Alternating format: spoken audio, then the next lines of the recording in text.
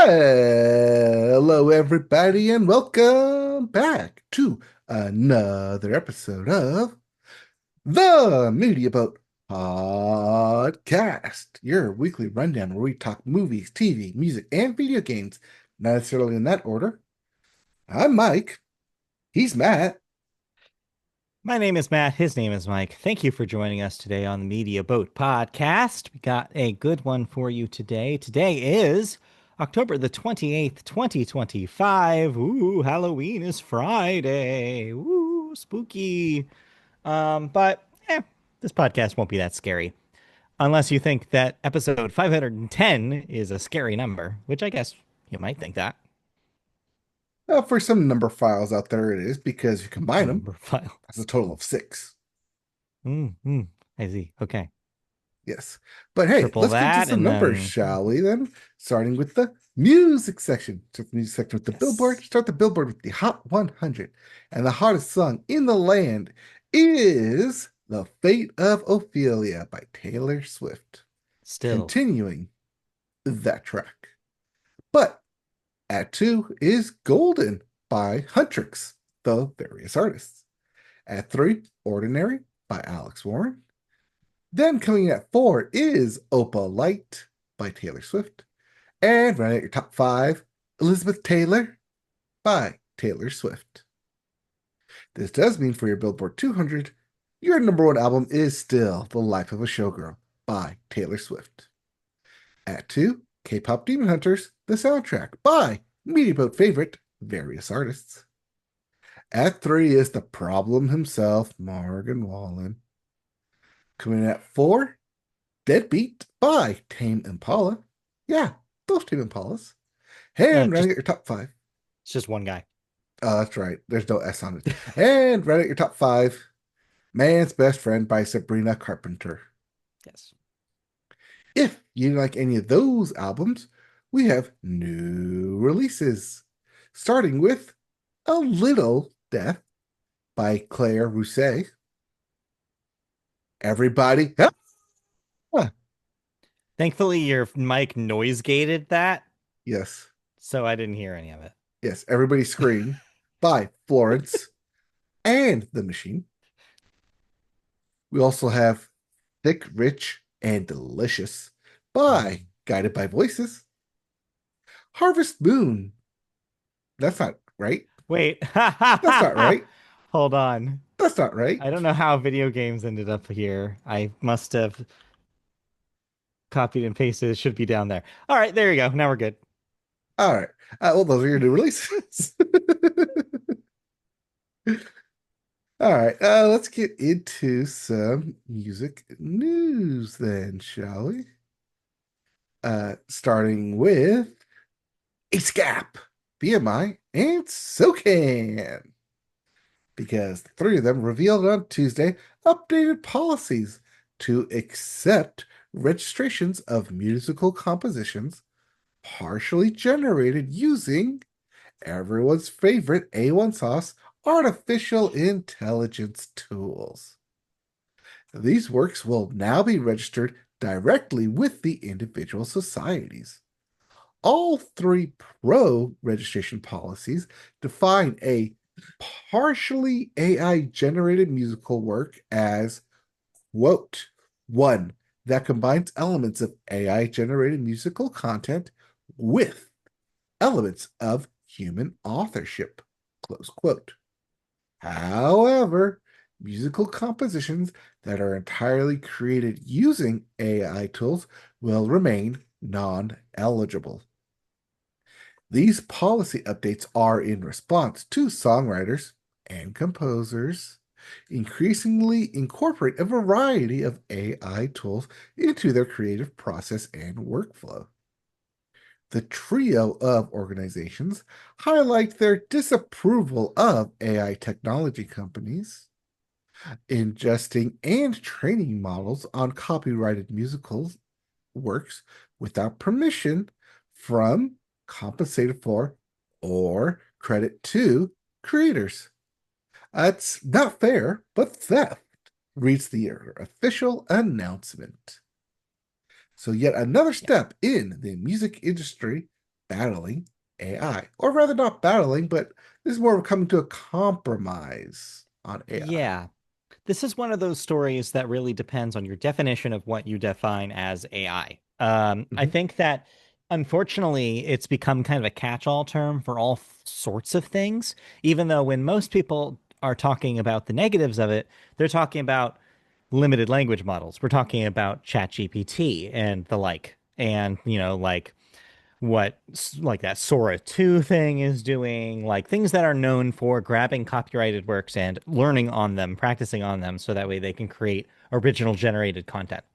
So this language is really flexible, and I think that's on purpose.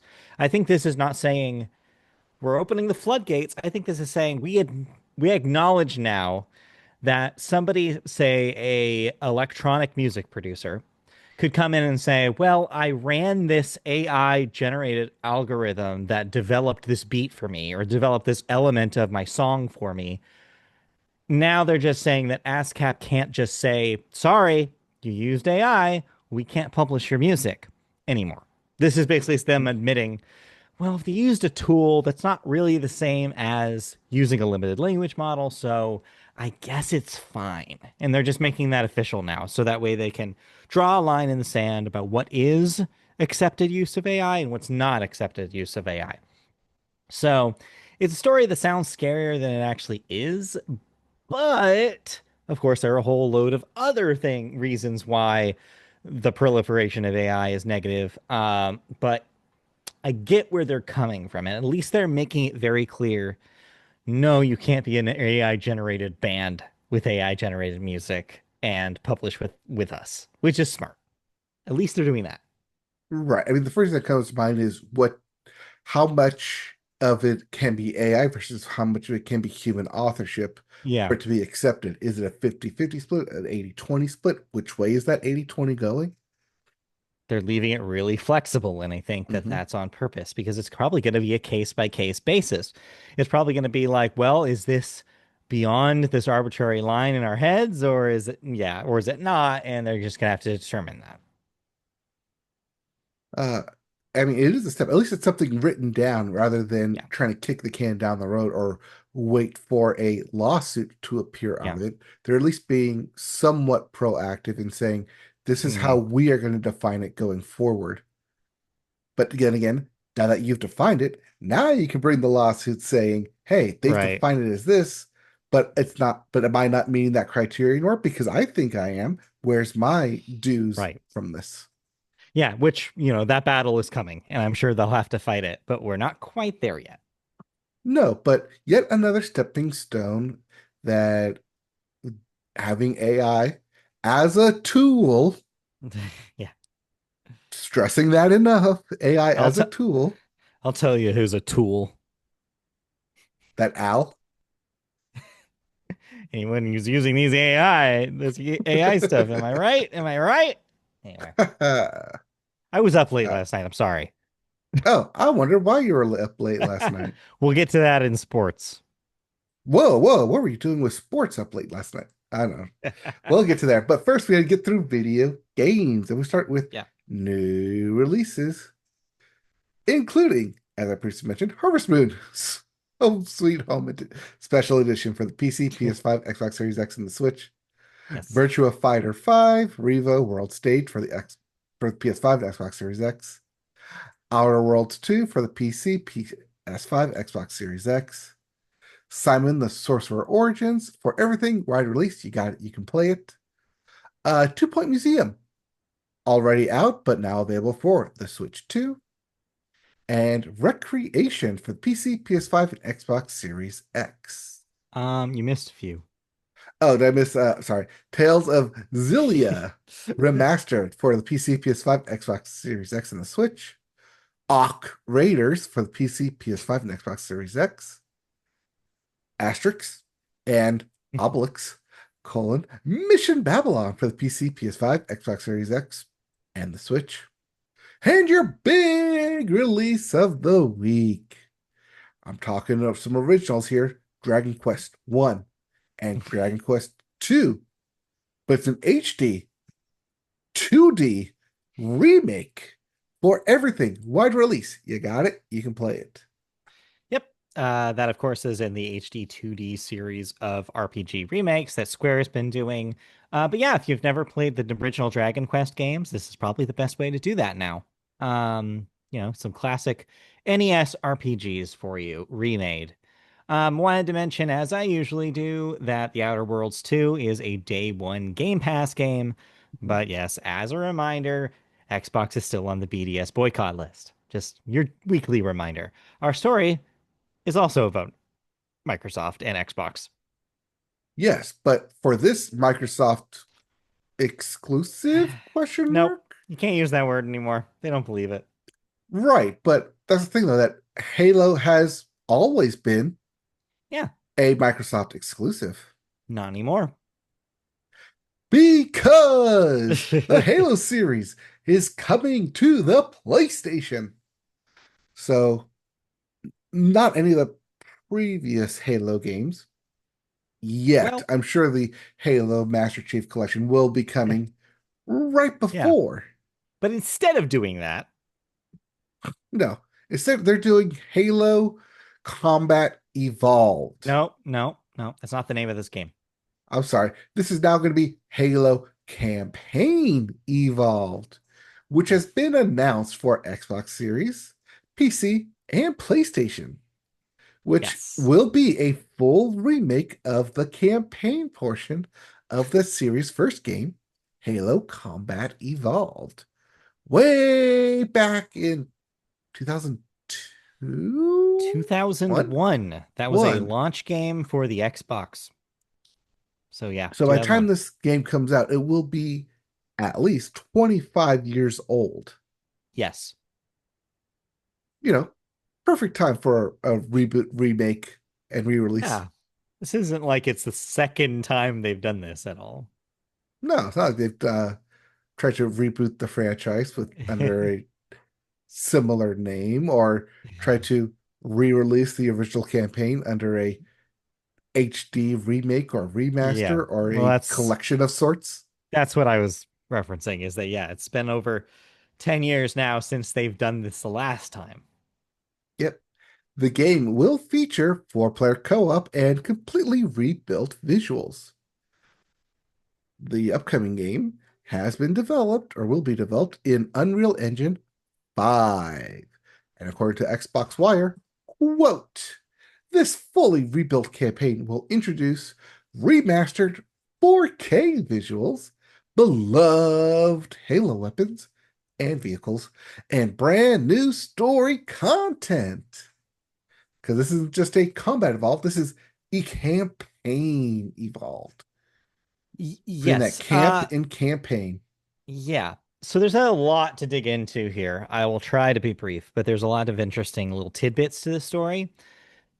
But yeah, the biggest one that seems to be people are focusing on is that yes, this is a Halo game that's releasing on the PlayStation, specifically the PlayStation 5. This is an interesting Rubicon to cross. I mean, it is and it isn't. And when I say that, I mean, if you've been paying attention to everything that Microsoft has been doing the last 2 years, this is not a surprise. This Mhm. is just continuation of their existing strategy. Everything is coming to PlayStation now. They are not in the business of console exclusives. In fact, Sarah Bond, president of the division, earlier this week said that is they don't believe in exclusives anymore. That is officially the company line now. Is Mhm. like so if all of their stuff now is just expected to come out on PlayStation platforms. In fact, the head of games over there, Matt Booty, more or less said that in a statement that he released after this news dropped, which was, yeah, we're on Halo is specifically going to be on PlayStation from here on out. This is not a one-off. This is not just to introduce PlayStation owners to the concept of Master Chief. No, this is to say that from now on, if there's a new Halo game, it is coming out on PlayStation as well as Xbox. So yeah, this is a big policy change, but again, not super surprising if you've been paying attention. However, turns out the news has proved this week that a lot of people have not been paying attention. And you do see this the console wars are over Mhm. thing being pushed by, let's say, some of the worst people. And it's interesting that those parallel lines are parallel, right? It's like, oh, these people that are pushing kind of weird and awful agendas are also the people that are like excited for some weird reason that Halo is coming to PlayStation. It's like, what? Where were these guys? Were they under a rock? Like, where did these guys come up and why did they choose this week to prove it or something? And there's now this weird undercurrent of like, oh, well, like gamers are conservative people and like all this. What are you talking about?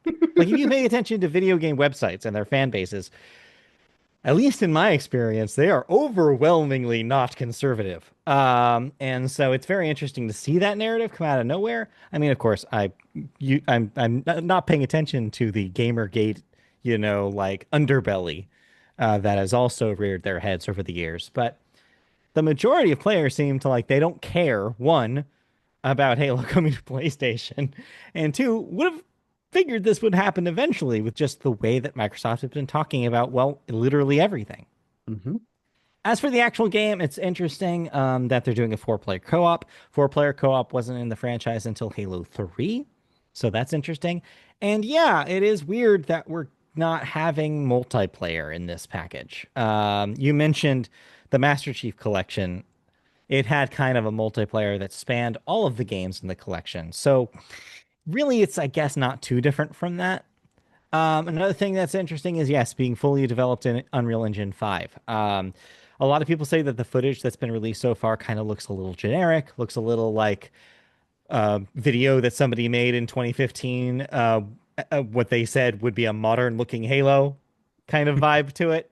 Those fan made stuff. A Hmm. lot of people are not super impressed with what work's being done. And lastly, to revisit the topic from the music section, the Microsoft does say that they are using a lot some AI tools in the development of this game, but have made sure to say that the actual game is being made by real developers, whatever the hell that means anymore. Of course, yeah, that also makes sense if you've been paying attention because a lot of stories from Microsoft employees have said that Microsoft is pushing AI tool use, specifically Copilot use, in every division of the company right now. So that shouldn't be surprising, is that they're forcing more or less their employees to use Copilot in their workflows. So of course, this Halo game would be made with Copilot involved in some capacity. So yeah, it's a weird thing that I'm not sure. I don't really feel great about. Seems like a lot of people don't really feel great about. Seems like we all thought that the moment that Halo would come to a PlayStation or a Nintendo platform, it would be big and huge and exciting. This doesn't feel right. Something about this moment is tarnished in a lot of weird ways and has been co-opted by people that I wish would co-opt it, and it just feels gross. It's sad because Halo is a great game. I love Halo 1. I played it, ironically, mostly on the PC, but not on an Xbox. But it's a good campaign, and I'm happy for people who are playing it for the first time on a PlayStation. I welcome that at least, which is the same thing I said about Gears of War when that came, when they announced that that remake was coming to PlayStation. I'm happy for the people who haven't played it yet. And congratulations. If you've never played Halo, enjoy Halo. See, that's where I think people miss is the Gears Mhm. of War announcement because Yeah, that broke the barrier already right. for everyone else to be like, oh, well, this doesn't make any like that much hullabaloo for Halo and Mhm. Master Chief because Gears Yeah. of War already did it. But the thing is I think that a lot of people are locked mentally in 2011, and they're still thinking that console wars is a thing, or even earlier than that, right? They still live in this world where consoles matter, where they believe that since they invested in an ecosystem, that they are owed exclusive experiences that cannot be seen otherwise. That they like, I spent $600, $500, whatever on this platform. I want them to treat me like a VIP. And that's just not what Microsoft is going to do. Well, it's not what a lot of publishers do. Usually there is an exclusivity window. Final Yeah, which is a Fantasy, relatively new thing over the last decade. exclusive Yeah. for PlayStation for Yeah. a year, 6 months to a year, depending on the title, and then comes out multi-platform. But, like, does it really make sense to It, have oh, these console war like yeah. lines anymore? No, and the thing that changed was game development got more expensive. The more Hmm. expensive game development gets, the more that the shareholders of these companies are going to be upset about the spending, and they're going to want profit margins to soar. The story behind this, that was also the big story this week, is that Games reporter Jason Schreier basically had a scoop that said, "Hey, here's an explanation of sorts for why Microsoft's been doing all this stuff is because, or why Xbox has been doing all this stuff is because Microsoft basically told them you need to have a 30% profit margin. That is absurd. Like Mhm. if like anybody in the actual games business will tell you that it's way lower than that traditionally because the classic model used to be, and sorry, I'm going really long on this.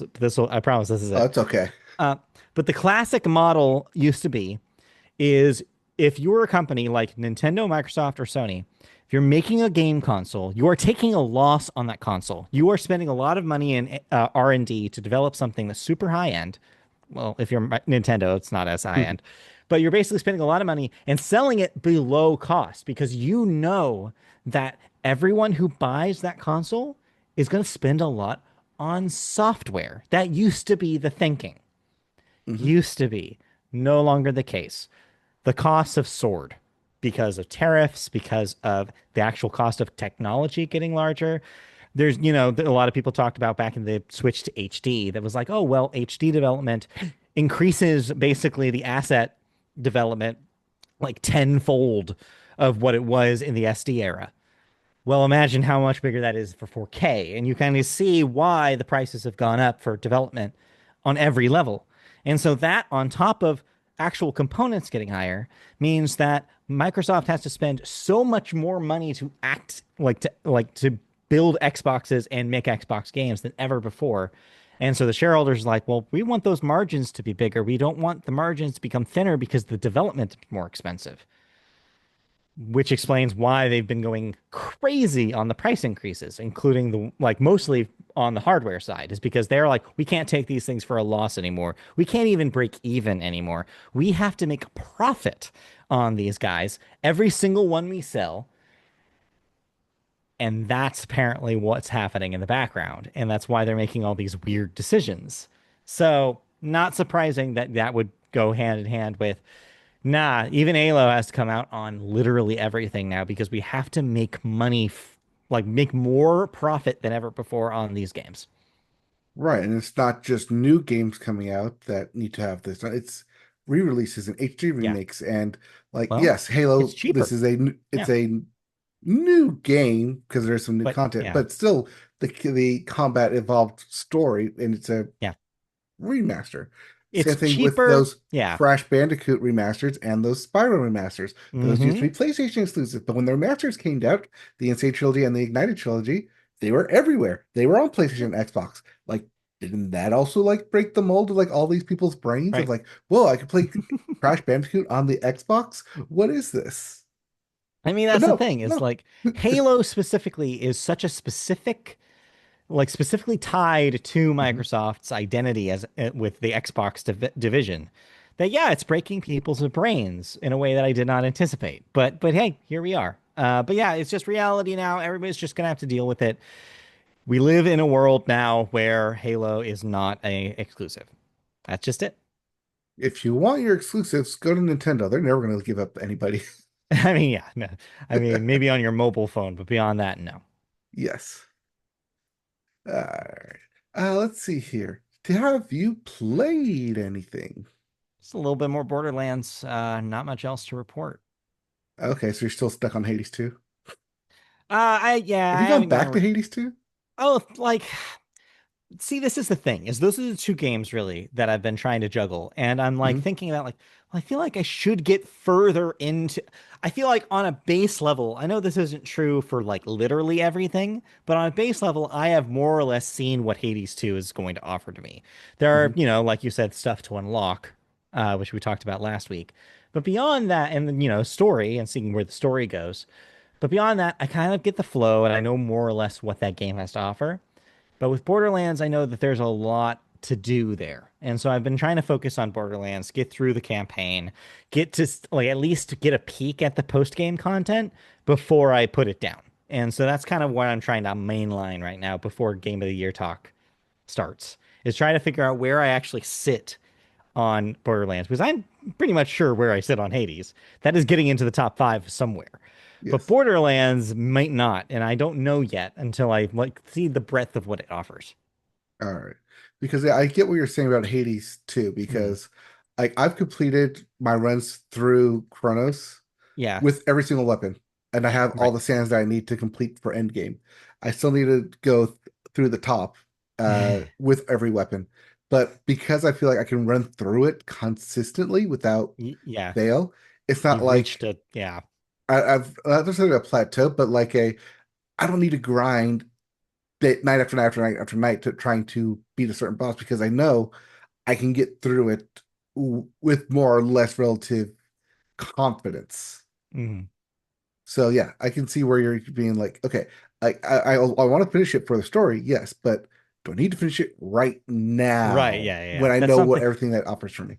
Hades 2 is a game that's going to exist and still have more to offer beyond Game of the Year, is I think Hmm. the thing that we're getting at here. And so, yeah, it's something we can come back to for years. Yeah. I mean, hey, save that talk for a month from now. We will. All right. Well then, if yeah, been play. Oh, and of course, I've been playing more Digimon Time Stranger. Digimon. Yep. I think about 75% through with that campaign. I finally unlocked megas. And as soon as I did, I had like Hey. 30 megas in my party. I could just like immediately evolve. I was like, oh, it feels so great now. This barrier just been butting my head against, waiting for the story to continue. But finally got there. I realize now, like once I hit the story point, why they limited me to not have megas yet. But now that I do, it feels like a weight of like, yes, let's get to the end game here. I am so ready for it. All right. Well, let's continue into television, and we start television with Indeed. the Sports Quarter. Pew, And pew, hey, pew, it's pew. championship series here. No, not that championship. I'm talking about NASCAR championship. The race Indeed. is in Phoenix. The final four have been determined. We have Denny Hamlin, William Byron, ugh, Kyle Larson, and Chase Briscoe. What are you doing here? One of those four will be your NASCAR champion for 2025, as they'll have one final race in Phoenix. If you get the checkered flag, you win the race, you win the season. But if none of these four do win the checkered flag, then it's whoever finishes higher because only one of these four can win the championship, but they don't necessarily have to win the championship race. NASCAR's funky like that. Yeah. Just wait for Watermelon Chastain to like intentionally wreck one of these guys. To just like end of year comeuppance for him. Yeah. All right. Speaking of end of year comeuppance, Hmm. NFL, the Jets have done it. No, not a championship. They finally won a game. Well, okay, won a game is like had like several asterisks against this because one, they gave up 36 points. Two, they're playing against the Bengals. And three, they're playing against 41-year-old quarterback Joe Flacco and had to win on last minute heroics. So technically, you did get a win. Technically, this does mean that the Detroit Lions are still the only team to go winless in a season. So you got that going for you, Jets. But man, football's being footballing. Yeah. All right. Speaking of being ballin', basketball. Yes. Well, basketball season has been going for roughly a month here, and we have our top scoring teams. I'll never guess who they are. At number Hmm. five, the 76ers with 126 points. These are average per game points. Because, what is defense when your top five team, number five team, averages 126 points a night? You also have your Golden State Warriors at 126 points. You have your Miami Heat at 127 points on average. Then your Denver Nuggets at 130 points on average. But topping all those teams, sorry, topping all of those playoff teams are the non-playoff team who haven't made it to the playoffs in several years, the Charlotte Hornets with 132 points averaging a night or a game. Congrats. Why is this happening? I don't know. But when you drop like two 160 games, it does skew the odds in that favor of being higher than average. And when you don't go less than 120 in a game, what is defense in the NBA? I don't think it exists anymore. But because we're talking about the NBA, we do need to talk real briefly about the big story in the NBA breaking this week. Portland Trail Blazers coach Chauncey Billups, well, former NBA player also, Chauncey Billups, my current Miami Heat guard, Terry Rozier, and former NBA player Damon Jones are all facing criminal charges in the wake of the scandal, the poker scandal, which also connected with the FBI investigation that led to the NBA banning former Toronto Raptors player Jonte Porter for sports betting on himself. So this is a big story in the NBA right now, dealing with an illegal poker game. Not Yeah. just illegal poker, but a rigged, fixed illegal poker game with a coach and a player in the NBA. So not really sports betting, but betting via sports players in illegal mafia tied riddled game that had to be busted by the FBI. And it's a mess, is putting it lightly. I don't know. Have you heard much about this story? I've only seen bits and pieces in headlines, so no, this was all news to me. Exactly what's going on. Okay. So yeah, so over the course of the summer, there was a poker game, in Miami. Not surprising, not like anything outlandish on it, but because it was bankrolled by a mafia tied uh establishment, bankers, bankrolling it, and because it ended up being a rigged game that the Chauncey Billups and Terry Rozier and Damon Jones were involved in the rigging of the game, that they are facing federal charges because of it. And the NBA is quickly trying to distance themselves from them and saying that, like, yeah, we don't want them around the NBA anymore. And even while they were reporting this on ESPN, they literally took down the ESPN bet like lower third bug logo. That I heard. That I did hear. I saw somebody had Yes. put that on Blue Sky and we're like, yeah, like it's weird to watch in real time. Finally, ESPN have to reckon with the fact that they are advertising for gambling constantly during a gambling story. Yep. But specifically this gambling story, Right. not the Shohei Ohtani gambling story at the beginning of the year. Yeah, no, it's been happening now at a disturbing rate, I Mhm. think, at this point. Yeah. Yeah. Not the Jonte Porter story, which happened last year that we talked about, but no. Now they want to get involved and make some noise about it. But hey, there's still fallout from that, so we'll report more on it as more details come out. Maybe once some court cases actually do get filed here and Mm, people actually get mm. put away. But as with the NBA happens, the NHL happens, and Yeah.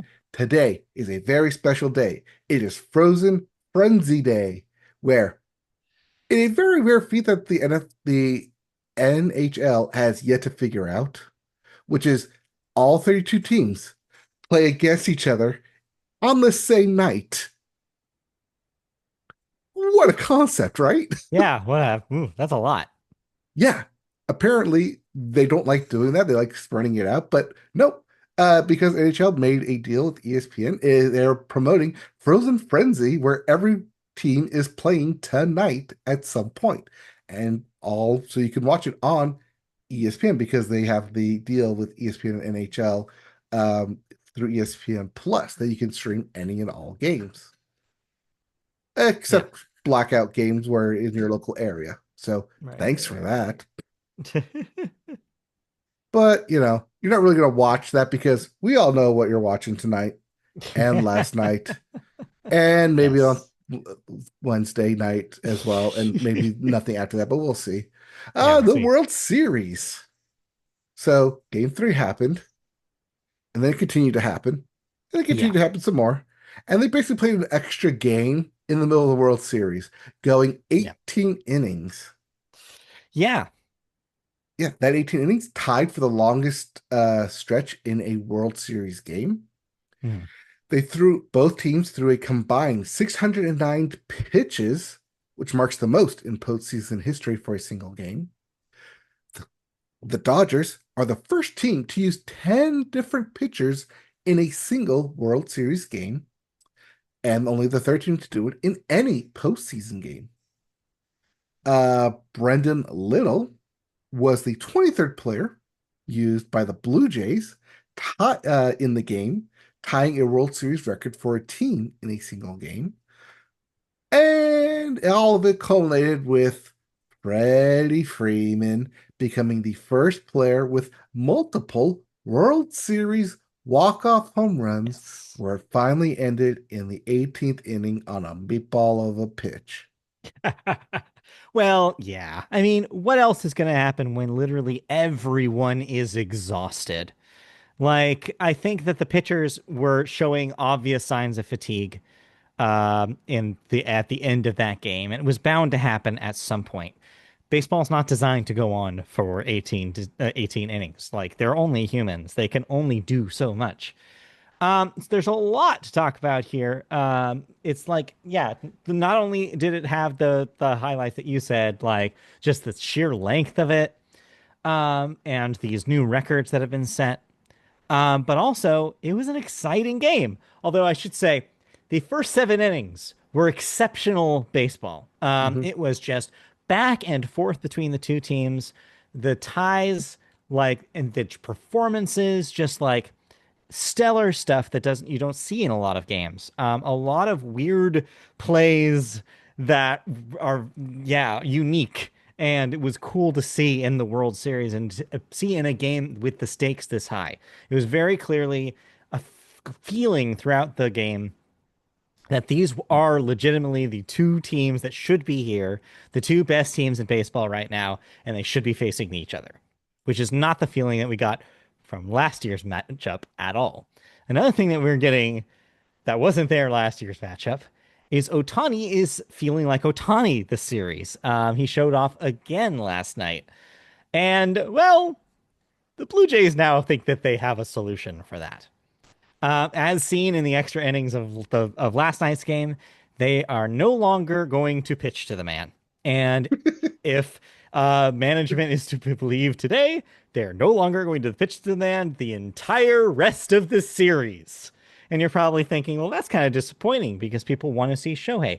But they're not in the business of disappointing, like worrying about disappointing fans. They're in the business of wanting to win the World Series. So, of course, you intentionally walk Shohei. Of course, just expect that from now on. Don't expect him to swing at pitches. It's not going to happen. Either an intentional walk or they're just going to pitch around him because there's no reason to give him anything in the zone, especially seeing what he's done, especially considering he's pitching again today. And that means that they're not even going to try to see whether he can best his own personal record from the last series. Of They're 10 not even going to. strikeouts. Yeah, no, they're not even going to bother. I mean, he could still get the strikeouts. What I'm saying is he's not going to get the Oh, he strikeouts can't get the three home and runs. 3 home runs anymore because Well, he they're already not had going to two pitch him. last night, Yeah. just one shy. They're just going to pretend that he is just the pitcher for this game and ignore the fact that he's on, like, he's even near near home plate. And they're just going to be like, no, no, he's going to stay on that first base pad and he's going to stay there and we're going to get the rest of the outs and just ignore him. What if Otani does the same thing because he feels bad, so he just starts walking everybody as a sign of protest? Then this would be an even longer game and I don't want to watch that. Yeah, I think it was an entertaining game. Like I said, up until the extras. The extras got a little boring, and I started falling asleep Hmm. because it was also 11 o'clock at night. There was also no Um, ghost runners. Yeah. yeah, but and that's the last thing I want to touch on about this is that fine, I get it now. I was a staunch anti-Ghost Runner person since 2020. I hate the idea of it. I like the competitive nature of not having it. But that is literally what keeps every game that goes into extra innings From going to going to 18 innings 18 anymore. innings. Yes. Is because as soon as they change the rule about both halves of the inning have to happen, then you have to have the Ghost Runner because otherwise, yeah, these games are going to get 5, 6 hours long, and nobody wants that every single night. Like Hmm. no one wants an 18 inning game every game of the series. It's interesting when it happens once in a while. It's especially interesting when it happens in the World Series. But you don't, that's just exhausting for the players and for the people watching. Nobody wants more than one of these. So yeah, thankfully it probably won't happen again. Well, not since they're going to move to the automated balls and strike system Right. next year, Next year. because a lot of those Yes. pitches thrown A should lot have of those been pitches. balls. A lot of them should have been Yes. strikes. It's a baseball game. That's still going to happen until next year. Yes. But yeah, ultimately, I'm excited for tonight's game. Even though it feels like we just stopped watching the last one. Yeah, I'm just excited to see how Otani does, how they won't pitch to him, and what the Dodgers will do to work around that. Will Freddie Freeman and Kike and Teoscar and company be the reliable people that they need them to be tonight? We will see because the Blue Jays have an opportunity right now to change the momentum of this series if they get a big win tonight against Otani. And they need a big win tonight because Yes. losing last night was heartbreaking for them. Yeah, it was. You could tell that they needed that game. Like that would have changed the narrative. It would because, going into this, it was very much like a lot of people were talking about this like it was a David and Goliath scenario where Mhm. the Dodgers were this, impossible to beat team and Otani was, peak Otani and that might be true, but don't sleep on the Blue Jays. They're shown that they're willing to fight. The game last night was a perfect example of that, except for how it ended, where they just kept catching up, kept tying the game, and kept showing how tough they are. And don't forget that. So yeah, I'm looking forward to them showing that fight again tonight. It's always funny when people use the David versus Goliath scenario because, spoilers, Goliath doesn't win that battle. No, he doesn't. Right? It's like the But it's tortoise and the still, hare when I people know bring it's that supposed to be up. like insurmountable Yeah, odds here, but right. whenever you speak of David and Goliath, It's like, well, Goliath they is not the yeah. victor in that story. Yeah, turns out. Yeah, turns out. But yeah, regardless, it will be interesting baseball. This has already become an all-timer World Series. I'm very Hmm. interested in to see how this goes. Yes. But we need to go on to the TV story. We do. Now that sports is wrapped up, let's talk about the biggest, most expensive sport in entertainment, which is the sport of big billion-dollar deals in TV land. So Taylor Sheridan is one of the biggest TV names right now in the biz, and he shocked Hollywood yesterday by signing a $1 billion plus deal with NBC Universal, which means he will be leaving behind his longtime partner at Paramount, where, of course, the Yellowstone creator built his empire. The movie deal starts in 2026 and will run for 8 years, while the television deal doesn't start until the end of 2028. The overall deal guarantees Sheridan over $1 billion, according to two individuals with knowledge of the deal. NBC Universal chairman Donna Langley flew down twice to Sheridan's base in Weatherford, Texas, over the past several months to build a relationship with the superstar television showrunner.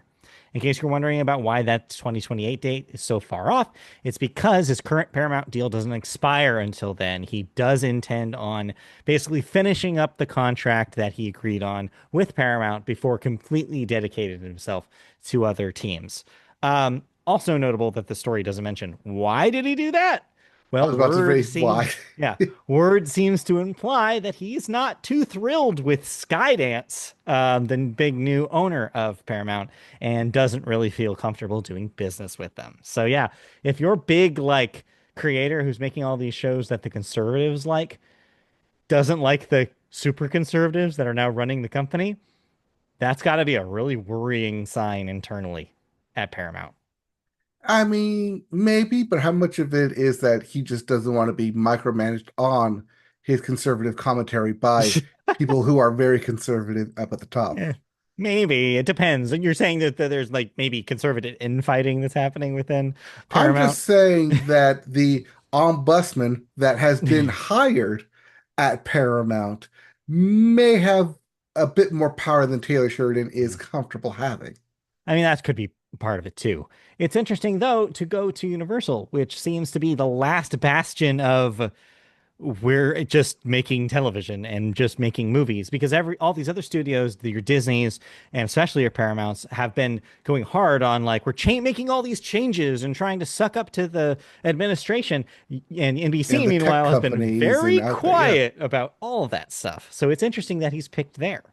Hmm. Yeah. Oh, well, I mean, NBC Universal is no longer like they've split their divisions, just like Warner Right. Brothers is currently doing They between did. television and sport, or sports, between television and movie film studios. Yeah. And of course there's a Comcast of it all, but Yes. that's another dimension. Yeah, we Yeah. don't need to get to that high level, do we? Yeah, the Shineheart Wig Company, and then where's Jack Donaghy's spreadsheet like big flow chart. Yes.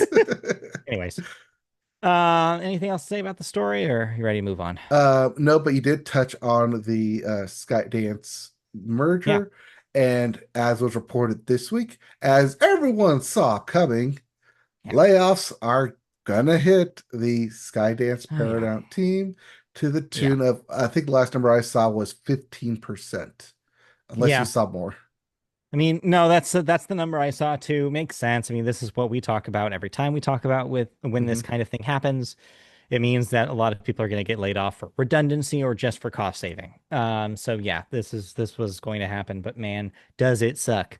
Speaking of layoffs, I'm glad you brought that up because the kind of sub story in video games this week was that, or tangential to video games, is that Amazon is making a huge cut to its workforce this week. About 30,000 potentially jobs will be dropped. And that does affect their video game segment. So, yes, people at Amazon owned video game studios will be affected by this.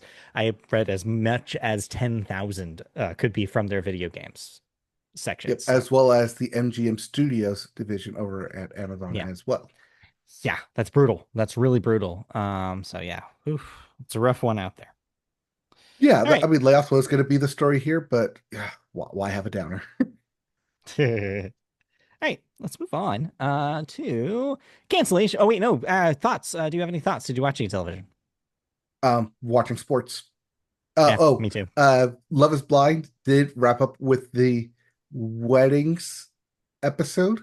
So the Mhm. reunion is tomorrow, and we'll be watching that juicy gossip of what comes out from the fallout. Move away. And yes, more trash TV. Good luck on that one. Yes. All right. Now we can move on to cancellations and renewals then. What am I no longer watching? No cancellations, but we do have three renewals. First up, Project Runway, the current iteration of the series, gets renewed for a 22nd season. I guess they're kind of rolling in the original seasons into that number. Yes. That will be on Freeform, but also on Hulu and Disney Plus. The Rainmaker on USA Network is getting a second season. And That's lastly, the John Slattery TV show at USA. yes. And then lastly, Only Murders in the Building will return for a sixth season, and rumor has it it will be in London. So Only Murders not in this building, Or it is still in this building, but they have to chase the murderer to London. maybe. I mean, yeah, that I mean, they premise kind can of the only same thing go because so like the far. murder happened in the building in season 4, but they still went Right. to Hollywood.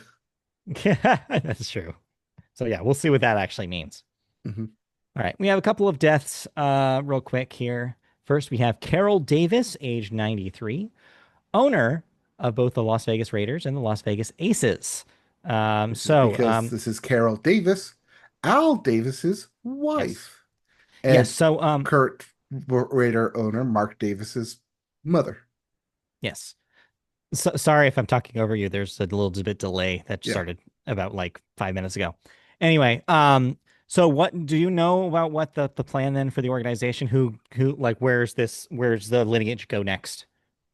Like I said, Mark Davis is the current Mm, owner of the Raiders. She was co-owner of both when Vegas Raiders were moved over. That should be a co-owner. as part of the deal of the Las Vegas Mm, Aces got it. in financials and name only. Not it's really co-owner, but still one of the owners. Okay. So it just becomes now sole ownership. Yes. Okay. Got it. All right. And then we also have a sad one. Nick Mangold, age 41, football player, of course, played center for the New York Jets. But yeah, only at 41. I didn't really see what happened here. Do you know what's going on? He had a rare kidney disease. He Okay. over the past year he put out on social media to help try and find a match for a donor, and no one was not able to find a match. No one stepped Oh, forward. that's rough. Not even his Olympic medal winning sister, which is always the fun fact that I have about Nick Mangold is that while he was in the NFL, his sister was over in London winning gold medals in the Olympics.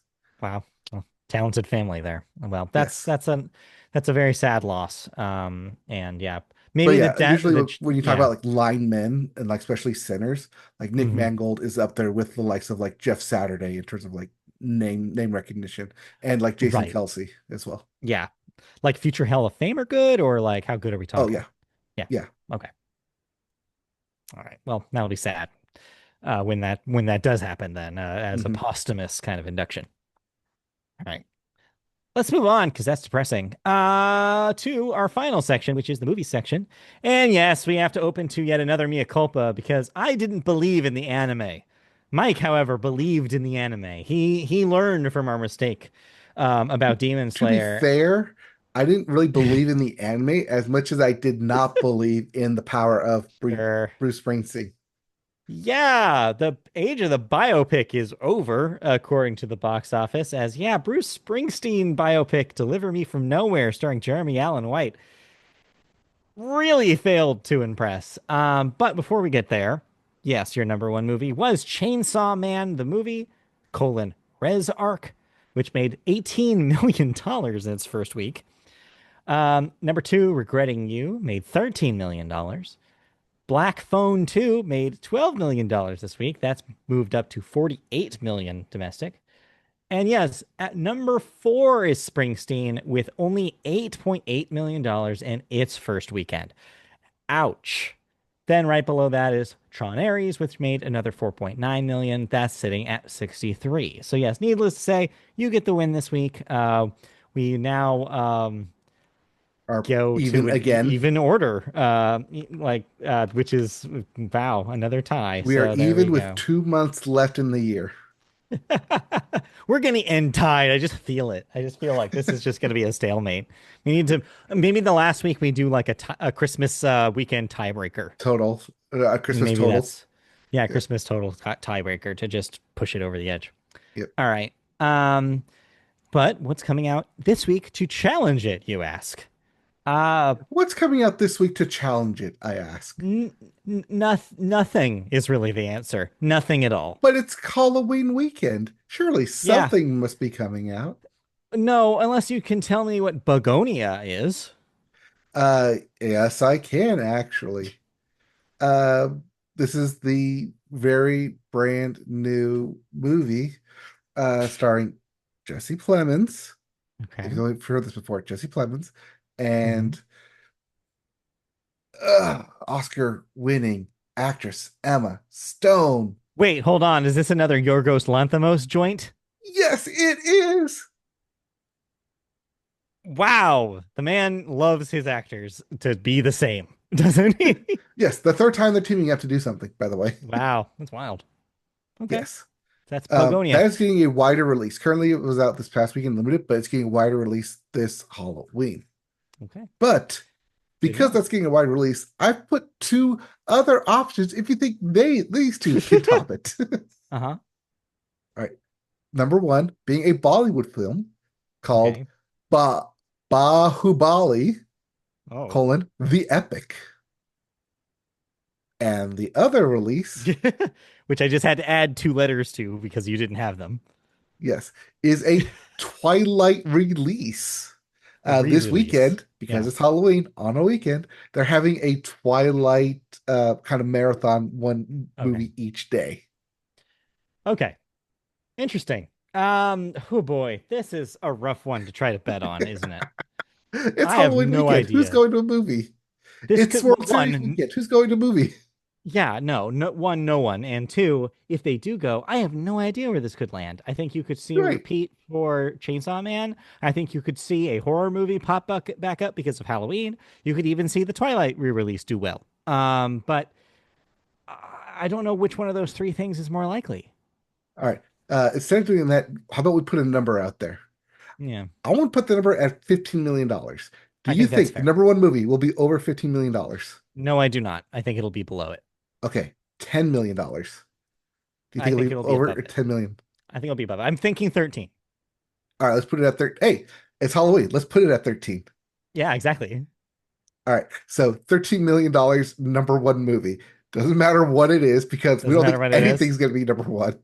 All right, all right. Okay, oh man, I gotta stop taking the risk, but it's too late. I'm gonna take under that number. All right, you think the number one movie will be under $13 million? Might as well. All right, I'll take 13. The number one movie will make more than $13 million. All right, we'll see. All right, let's get into some movie news. Yes, movie news is next, and it's just about that time of year, folks. We're going to start talking about awards that they slowly creep into at the end of the year and then they dominate spring. So just wait. But our first, of course, stop on the awards train is the Gotham Awards. Paul Thomas Anderson's big budget action epic One Battle After Another leads this year's Gotham Awards nominations with 6 mentions, the most ever in Gotham's history, including Best Feature and acting nods for Benicio del Toro, Teyana Taylor, and breakthrough performer Chase Infinity, one of the best names I've ever heard. In previous years, to be eligible for the Gothams, a film's budget couldn't exceed $35 million. That has clearly changed because, as has been widely reported, One Battle After Another is a very high budget film for what it is and is not going to make that money back. Past Best Picture feature winners at the Gotham Awards have included Spotlight in 2015, Moonlight in 2016, Everything Everywhere All at Once in 2022, all of which went on to win Best Picture at the Oscars. Now, with One Battle's budget exceeding $130 million, it feels out of place among the smaller indie titles in its categories. The other films nominated for Best Feature, for reference, include the aforementioned Begonia, East of Wall, Familiar Touch, Hamnet, If I Had Legs, I'd Kick You, great name, Lurker, Sorry Baby, The Testament of Anne Lee, and Train Dreams. The award ceremony will take place December 1st in, of course, New York. Yes, always fun when the formerly named Gotham Spirit Awards, sorry, Yes. Gotham Independent Spirit Awards, because they're no longer independent, but Right. the spirit is kind of gone out of that. For $130 million film, leading everything. But funny, I guess, to see that Leonardo DiCaprio not mentioned in the acting Right. nods here, even though he's plastered everywhere in all the advertising. Well, then what I say then is they should bring back the spirit because it's only independent in spirit. Got But yeah, him. this is always the first step on the road, like you said, to the award season. Always love seeing Yes. the names that do come out of it. So Yeah. if you're looking for a film to get on ahead on and to jump on the bandwagon early, Begonia is in theaters this weekend. You Yeah. can help push it Mhm. over $13 million this Hey, weekend. hey, hey, hey, we're not supposed to be pushing anybody in any direction that is against the gambling rules. We cannot interfere with the system. We have to let the system go. Yes, Can't that bet on we our have to own let the sport. system let have a semblance of chance out there that we cannot Yes. influence the numbers Right. or the odds makers in any way, shape, No, or form. can't do it. We can't. The Well, as long as you don't get caught doing it. Let's Right, get true. wrap it Well, up I mean, then. to be fair, there's no money on our bets. I want to make that clear. We are not actually gambling. We I We should probably say that. We're just we making gamble jokes with our about it. We're not pride actually here. gambling about this. Yes. Anyway. All right. That's it for movie news. That's it for the podcast, unless you have a movie to talk about. Oh no, I do not, but that was a very quick Oh, podcast. yeah. It's a quick one for a quick week. Yep. Everybody's happy to get into November, the most holidays in a single month. So we're all looking forward to having some time off. So that's exciting to look forward to. But in the meantime, what's also exciting to look forward to is more videos from us. And where can you find those, you ask? Well, YouTube, of course. If you search YouTube for Media Boat Podcast, you'll find our channel. You can like, subscribe, click the bell for notifications when new videos go live. You can also find us on podcast services by searching Media Boat Podcast in your podcast service of choice. You can also find us in a myriad places on the internet, including Blue Sky. We're at mediaboat.bluesky or bsky.social. You can also find us on mediaboatpodcast.com. You can also find us on twitch.tv/mediaboat, where Mike has been playing the occasional video game. And last but definitely not least, you can email us at mediaboatpodcast@gmail.com if you have questions, comments, feedback, anything you want to say, and have it read here on the show. All right, that'll do it. We'll see you guys next week for your post Halloween candy hangovers or actual hangovers, depending on your age. Yes, we will have winners for NASCAR, for MLB, and Yes. hopefully one of us will take a lead in this movie I bracket challenge. mean, it has to. One of us has to take this. So yeah, we'll see. By the numbers, it does say that. Unless somehow it lands exactly on 13 million, then we split it. Yeah. Yeah, we'll see. All right. All right. We'll be back with more news, more thoughts, and more of us. All Okay, right. See bye. ya. Okay, bye.